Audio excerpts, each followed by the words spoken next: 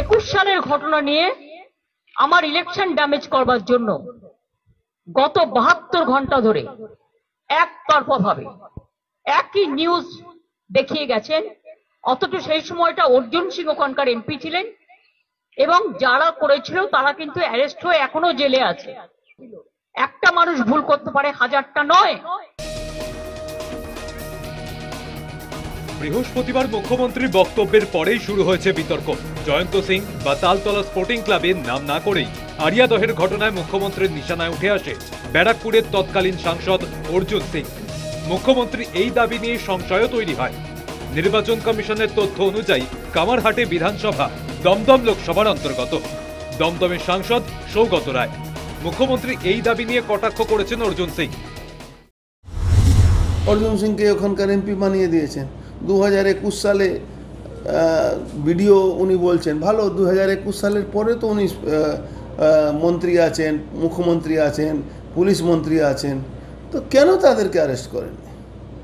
সেই যে বাড়বাড়ান্তি আছে ওখানকার কাউন্সিলর, ওখানকার তৃণমূলের পুরনো কার্যকর্তা, তারা তো সবাই জানে ওখানে কীভাবে মদন মিত্র তাকে নিয়ে নাচানাচি মাখামাখি করে ওখানে লুটের সাম্রাজ্য কায়েম করেছে। কল সেন্টার থেকে নিয়ে পুকুর ভরাট থেকে নিয়ে কি হয় না ওখানে। 2024 সাল লোকসভা নির্বাচনে অর্জুনকে হারিয়ে জয়ী হন পার্থ ভৌমিক। ব্যারাকপুর অঞ্চলে অর্জুন বিরোধী হিসাবেই পরিচিত পার্থ। তিনি এই বিষয়ে কোনো মন্তব্য করতে রাজি হননি।